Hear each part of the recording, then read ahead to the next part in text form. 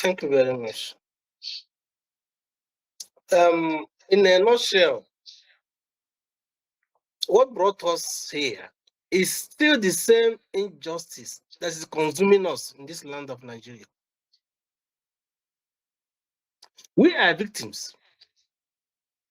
And I want us to understand one thing. Oppressors always remain oppressors. They don't move left or right from that point they are until an impressed force acts on them. Because they derive pleasure and satisfaction when they oppress people. So this is a clear case of oppression and intimidation. Because we refuse an illicit demand by Zenith Bank, which is not traceable to the banking rules and regulations. It's not traceable to the agreement we had before the contract starts. It is not in accordance with the banking and global rules of transaction. This was the background issue that led to this action. Okay. The Court of Appeal described this action by Zenith Bank as a dent in the image of Nigeria. I'm not speaking my words now. I'm speaking what the compiled true record of court said. Court of Appeal by 3 panel of judges described this action that how could a bank receive the payment fee for LC confirmation and turn around and begin to request for an illicit fund that's not part of the agreement, it's not under Nigerian law, it's not connected to the customs and the practice of international trade transaction. And because we refuse the legality, we say no to this illicit demand, now formed a reason why a bank will now destroy and collapse his $4 million contract, which will have given job opportunity to over 1,000 Nigerians. The Court of Appeal shed tears and said, look, this is a natural embarrassment. In page 43 of the judgment, it is a natural embarrassment and a dent in the image of the whole nation. And they condemned the bank without reservation. So it's that same case, that same hardness of the heart that brought us here today.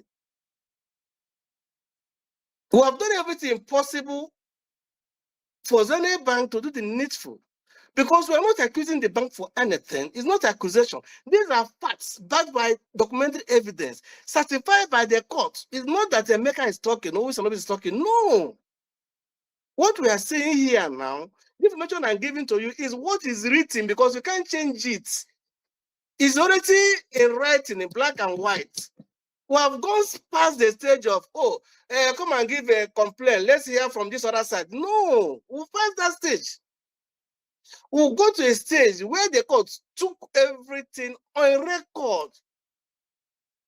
Testimonies, evidence. So it's on that record I am relying upon. Zenith Bank agreed to be the confirming bank of this contract. Zenith Bank received the LC for confirmation. Zenith Bank accepted it for confirmation, received the payment for confirmation without any reason, without any notice, without any justification. Zenith Bank failed to confirm the letter of credit in fundamental breach of this contract. Owis and Nobis is a corporate body created by the laws of the federal government of Nigeria to carry out legitimate businesses and generate profit and pay its tax. What am I saying? This simply means productivity and profitability is a live stream of Owis and Nobis as a corporate body, according to the laws of the federal government of Nigeria that created it. If you remove these two things, that company is dead. We live by carrying out, as a corporate body, legitimate business transaction to generate profit, not to generate loss.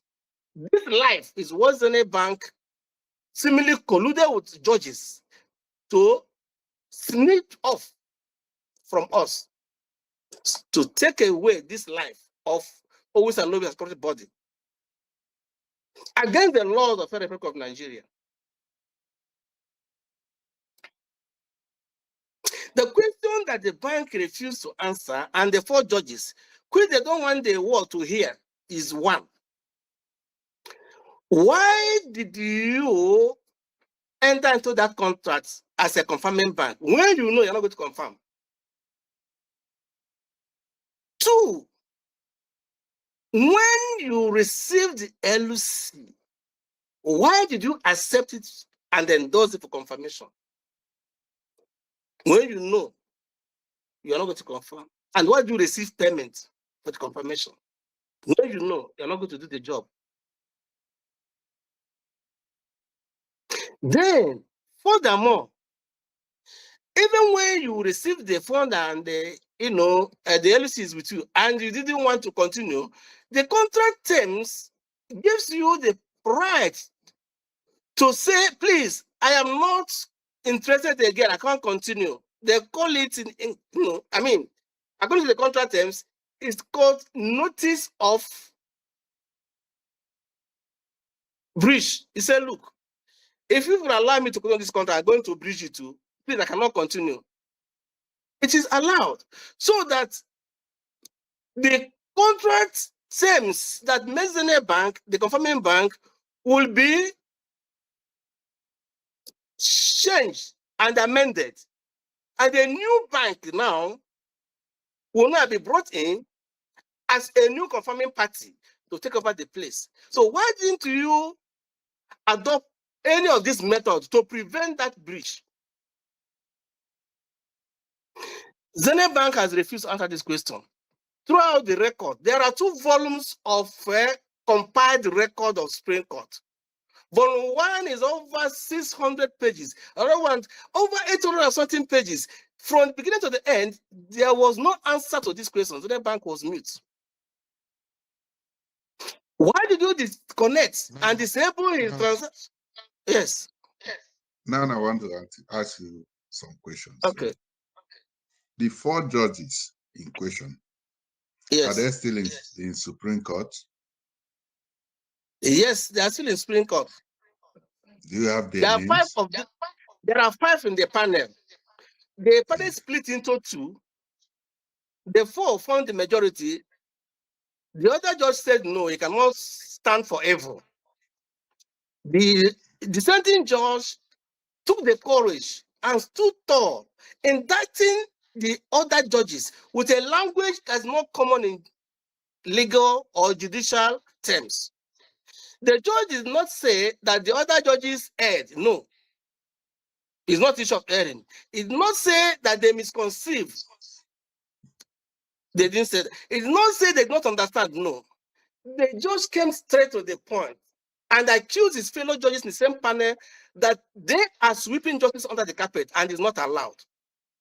In page 39 of the judgment, he wrote a different judgment, indicted other judges that Zenith Bank, by its own admission, breached this contract and removed money from the appellant's account without any authorization. Who gave the bank the audacity?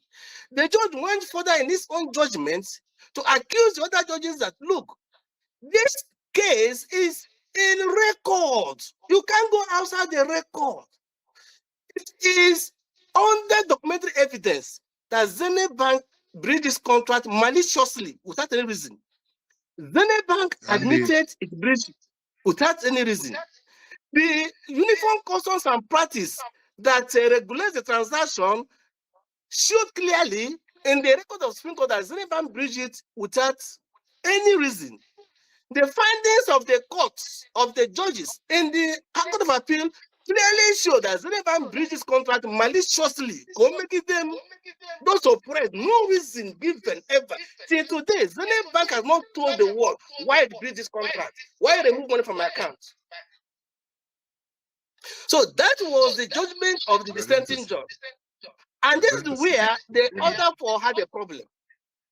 Because the judgment they manufactured outside the Supreme Court's record is completely fraud and fraudulent.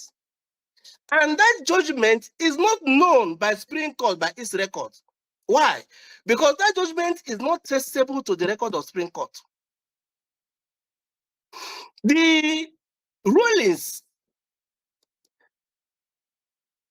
by the fraudulent ruling, fictitious rulings by these four judges is not traceable. It's not traceable to the record of the Supreme Court handed over to them to adjudicate on this matter. So the question is this: where did they bring the fabrications and the manufactured judgments?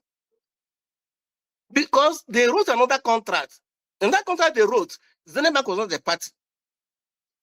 They substituted parties, created the parties that do not exist anywhere on earth. They wrote the agreement I had with Zenith Bank.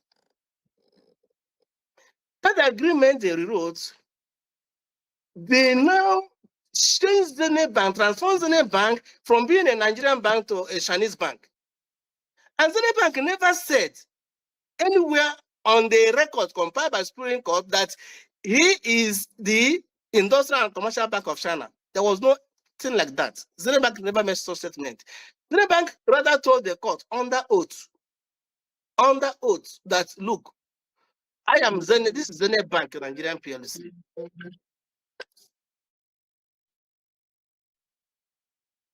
That this is Zenith Bank PLC.